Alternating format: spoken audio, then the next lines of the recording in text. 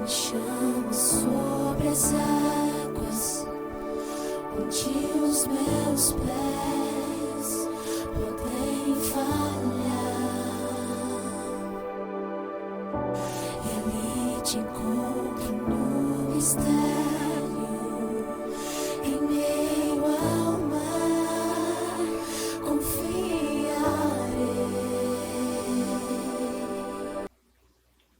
Graças a Deus, irmãos, mais uma vez, neste dia nós nos reunimos diante da presença do Senhor, nosso Deus, Pai Todo-Poderoso e Criador e Sustentador do céu e da terra, para iniciarmos mais um estudo da Palavra de Deus. Mas antes de começarmos nosso estudo diretamente, nós vamos orar, pedir a direção do Senhor para este encontro. Eterno Deus, nosso Pai, no nome de Jesus, nós agradecemos ao Senhor por esta hora de podermos estarmos agradecidos a Ele pelas bênçãos que Ele tem nos concedido. Agradecemos pelo cuidado, pela bondade, pela misericórdia do Senhor para conosco. Pai, muito obrigado porque o Senhor tem abençoado o seu povo, tem protegido o seu povo, tem ordenado os anjos ao nosso favor. Por isso nós agradecemos todas as bênçãos que o Senhor tem nos dado. E assim, Senhor, pedimos a tua direção para este estudo da palavra, em nome de Jesus. Amém? O estudo de hoje é uma sequência. Hoje nós estamos no terceiro estudo sobre mordomia do corpo.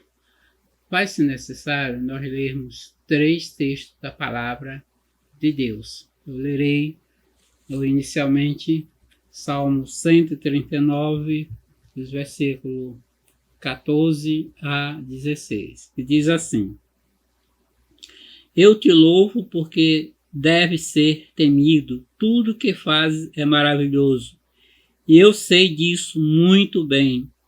Tu viste quando os meus ossos estavam sendo feitos, quando eu estava sendo formado na barriga da minha mãe, crescendo ali em segredo.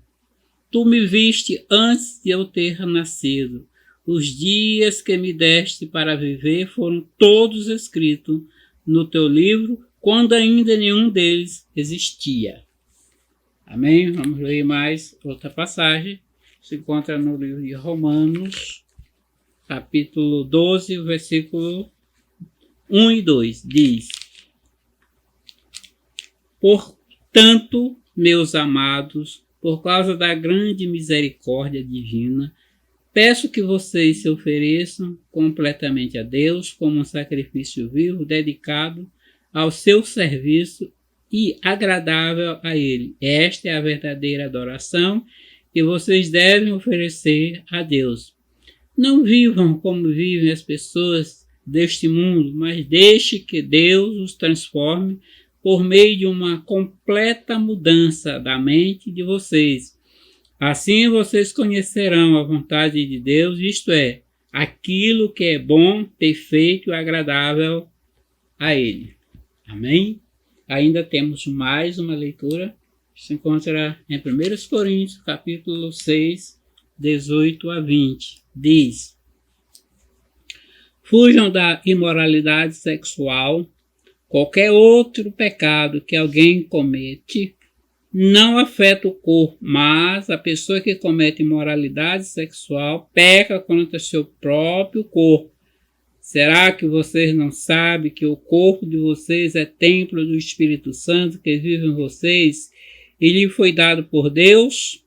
Vocês não pertencem a vocês mesmos, mas a Deus, pois Ele comprou e pagou o preço. Portanto, use o seu corpo para a glória dele. Amém?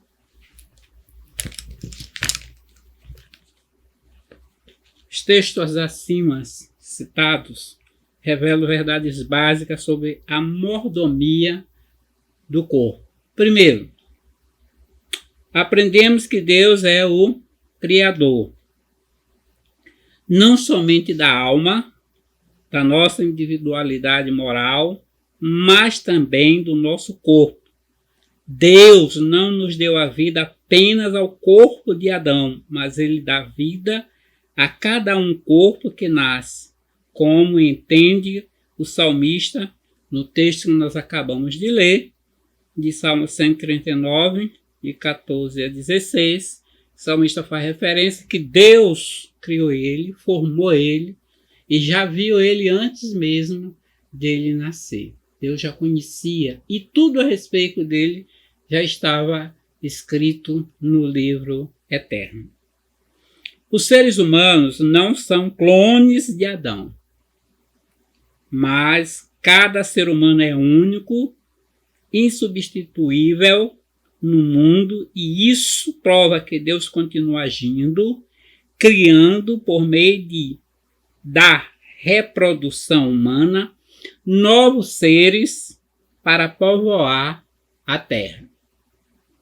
Segundo, a verdade básica da mordomia do corpo é que ele serve como habitação do Espírito e, portanto, como santuário do Espírito Santo que habita junto com o nosso espírito.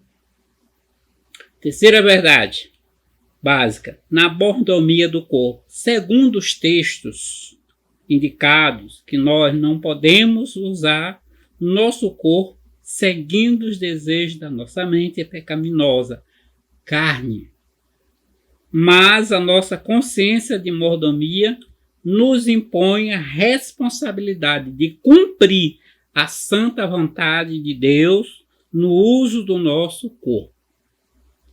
Quarta verdade básica do nosso texto é que o corpo material, corruptível, que hoje temos, um dia será substituído por um novo corpo eterno e glorioso, semelhante ao corpo celestial de Jesus. Está escrito lá em 1 João 3,2, que lemos agora.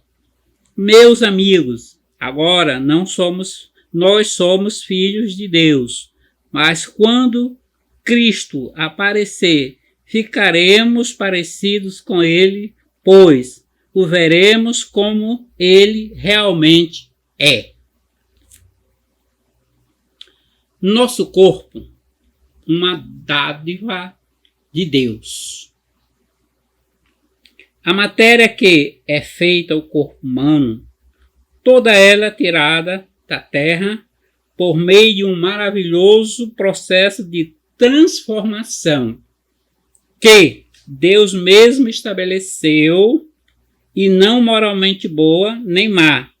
Bom ou mal é o uso que dela fazemos conforme a decisão que tomamos. Cada um de nossos sentidos e cada uma das partes de nosso corpo pode ser usado para o bem ou para o mal, de acordo com a nossa vontade. Os animais irracionais usam seus corpos seguindo somente a força dos seus instintos. O homem natural, como os animais, segue apenas os impulsos da natureza instintiva no uso do corpo. O cristão, porém, liberto da tirania do pecado, Romanos 6,14, que vamos ler, diz: o pecado não dominará vocês, pois vocês não são mais controlados pela lei, mas pela graça de Deus. Amém. Tem domínio sobre sua vontade e pode usar todas as potencialidades do seu corpo para o bem, conforme o propósito e o julgamento de Deus, uma vez que o nosso corpo obedece à nossa determinação. Desde quando fomos lavados pelo sangue de Cristo, a força do instinto sexual não justifica absolutamente o adultério, nem a prostituição, nem relações sexuais antes do casamento, nem a homossexualidade, nem práticas sexuais aberrantes, mesmo dentro de um matrimônio legalmente constituído. Ok? Prosseguindo. Uma dádiva indivisível. Cremos que Deus criou o ser humano com um propósito bem definido. E esses propósitos não apenas justificam, mas exigem uma compreensão global da personalidade humana à luz dos ensinos da pessoa de Jesus Cristo. Ao criar o homem como um ser espiritual dotado de um corpo físico, o propósito de Deus era que o homem fosse mordomo da criação, relacionando-se com o universo físico por meio do seu corpo e com o mundo espiritual por meio da sua alma. Com o seu corpo, o ser humano deveria administrar o mundo físico, onde foi colocado por Deus para lavrar e guardar. Pelo seu espírito, deveria relacionar-se com o Criador, não somente para que a obra da criação pudesse ter continuidade, mas para manter a sua identidade com Deus. Com seu corpo, o homem provaria das delícias da terra. Com seu espírito, desfrutaria da glória do céu. Alguns fatos para considerarmos. Primeiro, o fato de o Verbo eterno ter assumido voluntariamente um corpo humano demonstra que a matéria não é essencialmente má. O mal reside na mente humana, depravada pela rebelião contra Deus. Jesus não foi contaminado pela desobediência e o seu corpo conservou a pureza moral até a cruz para validar o seu sacrifício expiatório. Segundo, o conflito entre o querer e o fazer, que Paulo lastima no capítulo 7 de Romanos, termina com uma doxologia. Graças a Deus por Jesus Cristo, nosso Senhor. A carne, não o corpo material, mas a mente carnal pecaminosa, inclina-se para as coisas da carne. Não está sujeita à lei de Deus, não pode agradar, quer dizer, adorar a Deus, é prisioneiro da morte, mas o Espírito liberta, inclina-se para as coisas do Espírito, para a vida e a paz. Está baseado todo esse texto em Romanos 8, de 1 a 14. Terceiro, a solução desse conflito, que parecia deixar Paulo perplexo, está em Cristo. Segundo Coríntios 5,17, ele mesmo fala assim: se alguém está em Cristo, é uma nova criação. As coisas antigas já passaram, eis que surgiram coisas novas. Na versão internacional. O novo homem, o homem nascido de novo, é uma personalidade nova, integralizado pelo Espírito Santo, corpo e alma.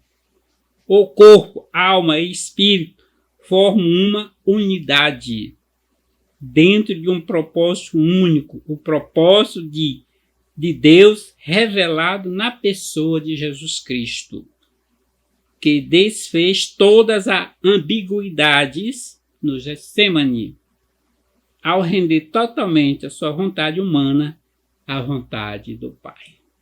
Quarto, o homem natural é dominado pelo pecado, é escravo do pecado. O novo homem pode ser tentado pelo pecado, mas é servo de Cristo, que é pela palavra libertadora. Não há, portanto, um desídio inconciliável entre a carne e o espírito do homem, mas ambos se ajustam e se completam no homem nascido de novo. Agora nós temos a mente de Cristo. Está lá em 1 Coríntios 2,16 que nós vamos ler. Como dizem as Escrituras Sagradas, quem pode conhecer a mente do Senhor? Quem é corpo que lhe dá conselhos? Quem é capaz de lhe dar conselhos? Mas nós pensamos como Cristo pensa.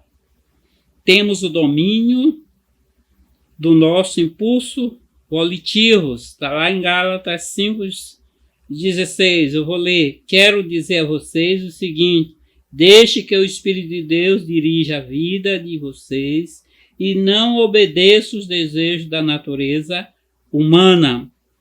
Podemos glorificar a Deus no nosso corpo. 1 Coríntios 5:20 está citado. 1 Coríntios 5:20.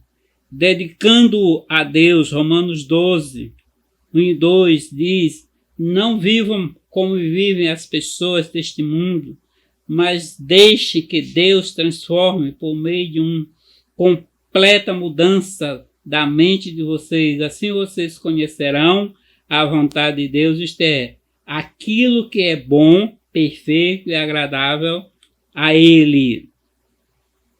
Essa unidade, espírito, corpo, ou seja, essência, existência, será tanto mais perfeita quanto maior for até a plenitude, o domínio do Espírito Santo sobre nós, no processo da nossa identificação com Cristo.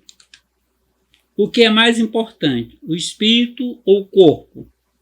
Isso é o mesmo que perguntar: o que é mais importante, a cara ou a coroa de uma moeda? A cara dá autenticidade ao valor impresso na coroa, e a coroa impressa a importância quantitativa da cara. O homem, enquanto no mundo, é um ser indivisível, como uma moeda. O espírito é a imagem de Deus, que autentica o valor eterno do ser humano. Enquanto o corpo expressa concretamente a importância de sua individualidade, para Deus, o nosso espírito, o nosso corpo tem o valor de uma unidade. Tão errado como hipervalorizar o corpo, a matéria, e depreciar o espírito e desprezar o corpo, templo de Deus, e sobrelevar o espírito. Pecado é uma atitude que envolve toda a personalidade, mente, o sentimento, a vontade e o corpo. Tiago 1:14-15. Vamos ler. Mas as pessoas são tentadas quando são atraídas e enganadas pelos seus próprios maus desejos.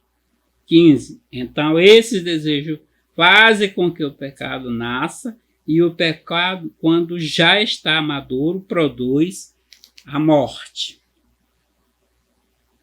A decisão de pecar se processa na mente e se consuma no corpo. Por isso a salvação também alcança, muda, transforma a personalidade por inteiro. Obviamente, mudando o pensamento e os sentimentos e a direção da vontade. A conversão muda a conduta do corpo. Uma dávida que honra o mordomo fiel. Uma dádiva que honra o mordomo fiel. O cristão deve sentir-se guardião de um templo relicário, santo, que é o seu próprio corpo. Templo porque é morada do Espírito Santo. Relicário porque conserva uma riqueza maior do que o valor do mundo, a vida. Santa, porque tem o destino santo sobre a terra. Administrar e desenvolver os valores do reino, servindo como elo de ligação entre o mundo criado e o seu Criador. A Bíblia diz: guarda com toda a diligência o teu coração, porque dele procede as fontes da vida. Provérbio 4, 23. O centro dominante da vida, o coração, determina o uso que faremos de cada um do nosso sentido e de cada uma das partes do nosso corpo. O que é, como vamos ouvir, que palavras, que músicas, o que e como vamos ver com os olhos, que pessoas, que quadros, que programas na TV, o que vamos tocar, que objetos, com que emoção e finalidade, o perfume que vamos sentir, o sabor que vamos comer ou beber, tudo é determinado pelo coração. Se o coração estiver santificado e dominado pela presença do Espírito Santo, todos os nossos sentidos serão usados sempre e somente para a glória de Deus. O mesmo podemos dizer sobre todas as partes do nosso corpo. Será sempre o coração que vai determinar para onde nos levam os nossos pés. O que faremos com nossas mãos? Enfim, que uso daremos a cada uma das partes do nosso corpo? Se o coração estiver santificado e dominado pelo Espírito Santo, todas as partes do corpo serão sempre e somente usadas para cumprir o propósito de Deus. Para a glória de Deus e, portanto, para a alegria do cristão, jamais para o seu remorso ou vergonha. Esse uso de todas as faculdades e partes do corpo sob o controle do Espírito Santo, mediante a iluminação da mente pela palavra de Deus e para a glória de Deus, nada menos do que isso constitui a mordomia cristã do corpo. Uma dádiva para ser tratada com zelo. Faz parte da mordomia cristã zelar pela boa saúde do corpo, por duas razões expressivas. Primeiro, porque o propósito e tudo que Deus providenciou para a nossa vida na terra foi para que pudéssemos ter saúde, para podermos usufruir da beleza e das delícias da terra. Está lá em Gênesis 2, 8 e 9, que diz: porque o Senhor Deus plantou um jardim na região do Éden e ali pôs o ser humano que havia formado. O Senhor fez com que ali crescessem árvores lindas de todos os tipos que davam frutos bons de comer. No meio do jardim ficava a árvore que dá vida e também a árvore que dá conhecimento do bem e do mal. Uma prova de que Deus nos quer saudáveis são as curas que Jesus efetuou. A segunda razão tem a ver com os serviços que prestamos a Deus: louvor, adoração, testemunho, beneficência. Com mais saúde, obviamente, a mesma pessoa pode ser mais eficiente em servir. Que cuidados merece o corpo do mordomo cristão? Vejamos. Primeiro, a alimentação saudável. Dentro de cada cultura, há fatores positivos e negativos para uma boa alimentação. O mordomo cristão deve procurar saber o que é realmente bom para a sua saúde e da sua família, sem se deixar levar pela propaganda de produtos atraentes, de sabor agradável, mas sem valor nutritivo. Siga o exemplo de Daniel e seus amigos, que decidiram resistir às pressões de não contaminar-se com as comidas e bebidas da Babilônia. Esse fato os irmãos têm conhecimento. que esses jovens que são mencionados, Daniel, Sedraque, Mesaque e Abednego, foram levados como escravos para a Babilônia. E lá eles foram separados para servir na corte. Só que eles tinham que ter uma alimentação diferenciada. E lá Daniel tomou a direção e disse que não se contaminaria com a iguaria do rei, ou seja, a comida oferecida pela corte não era bom para um servo de Deus. E ele então decidiu que não se misturaria, ou seja, não comeria aquele tipo que foi oferecido. E Deus foi com Daniel e seus companheiros e se saíram muito bem e provaram que Deus estava com eles. A boa higiene do corpo, da casa e das roupas ajuda a manter os agentes nocivos à saúde distante de nós.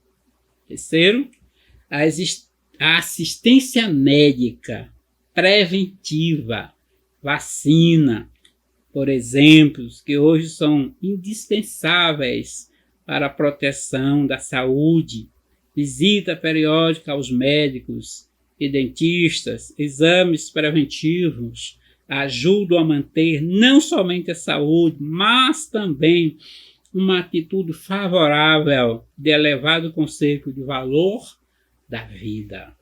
Quarto, proteção da saúde no lar e no trabalho é indispensável. Um mordomo cristão não pode expor ao perigo sua saúde e da sua família, por exemplo, guardando corrosivos ou venenos em vasilhas de refrigerantes ou em latas usadas de alimentos, deixando medicamento ao alcance das crianças, amontoando panelas com alimentos quentes, umas sobre as outras no fogão. Vejam só, quando o chefe de família, para trocar uma lâmpada, em vez de pegar uma escada, sobem num banquinho, sobem uma caixa sobre a mesa, ele não pensa que amanhã uma criança, sem o mesmo senso de equilíbrio, poderá tentar fazer o mesmo e provocar uma queda. A falta de cuidado no lar é uma das mais frequentes causas de acidentes. No trabalho, o uso de máscara, luvas, botas e cintos de proteção, quando necessário, ajuda a proteger a saúde e valorizar a vida. Quinto, descanso e lazer, convívio alegre com a família. Passeio, nos feriados, ajuda a manter a saúde, porque aliviam as tensões que estão sempre sendo somatizadas, mas diversas doenças sobre vícios e hábitos nocivos. Conclusão. Cuide da saúde do seu corpo. Ele pertence a Deus. É dever seu, usado de acordo com a vontade de Deus. Isso não significa que uma pessoa portadora de uma enfermidade ou deficiência física não possa servir a Deus. Claro que pode, muito cristão tem servido a Deus eficientemente, mesmo sofrendo. Paulo é um bom exemplo, como lemos em Gálatas 4, versículo 13 e 14, que diz que ele tinha um espinho na carne. Zele pelo seu corpo, demonstrando que você ama a Deus, que o criou, porque um dia esse corpo será substituído por outro corpo espiritual, imarcessível, glorioso, de natureza celestial, para que naquele novo tabernáculo você possa servir a Deus por toda a eternidade, com o mesmo amor que serviu a Deus no corpo terrestre. 1 Pedro 1, 3 e 4. Queridos irmãos, o estudo desta manhã ele é muito direcionado aos cuidados que nós devemos ter com a nossa própria vida. Lembre-se que uma vez que entregamos a nossa vida a Cristo, não pertencemos mais a nós, mas a Cristo. E Paulo faz essa declaração em Gálatas 2:20, que não mais eu, mas Cristo vive em mim. Portanto, é uma responsabilidade que nós temos de preservar e conservar o nosso corpo saudável, boa saúde, boa alimentação, bons cuidados, para que este corpo, que é templo do Espírito Santo, possamos glorificar a Deus. Amém? Que nesta manhã Deus continue te abençoando todos nós, e com a misericórdia e a graça de Deus, nós possamos nos encontrarmos à noite para continuarmos adorando ao nosso Deus. Que Deus te abençoe. Amém?